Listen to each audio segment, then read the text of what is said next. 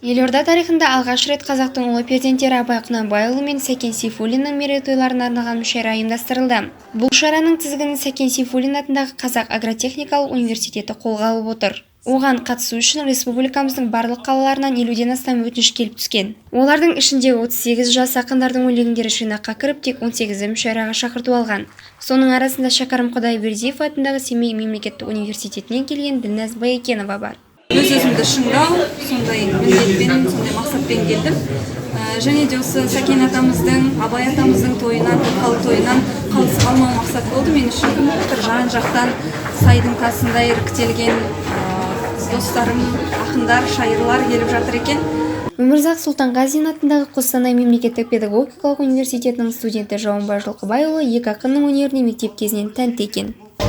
Жалпы мен ахан жаһанның жерінен болғаннан кейін, тарихты жақсы білгеннен кейін, аш азаматтардың жері болғаннан кейін, көбінесе сол кісілер түпкі болды. Енді сол кісілердің ізіменен осындай өлең тарқы шықты.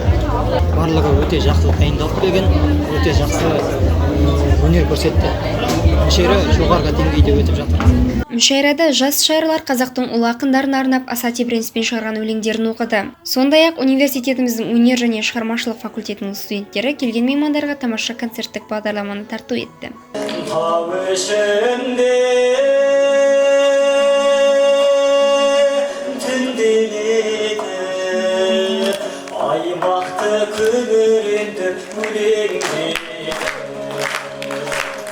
Шара қорытындысы бойынша қатысушылардың 5-еуі ынталандыру сыйлықтарына ие болған. 3-еуі жүлделі орындарға лайық деп танылып, оларға ақшалай сыйақы табысталды.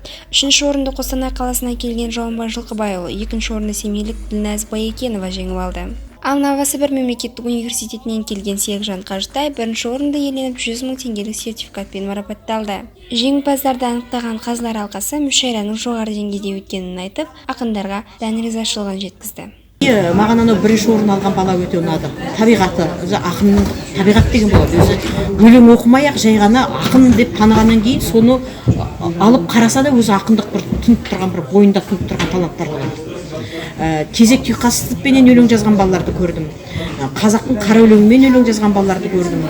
Сосын кейін көркемдікпенен тарихты үйлестірген оқушыларды көрдім. Элегия жазған студенттер бар екен. Жалпы жыр кеші қазақ әдебиетінің біртуар тұлғаларының есімін ұлықтап, жастардың ақындық өнерін қолдау мақсатында өткізілді.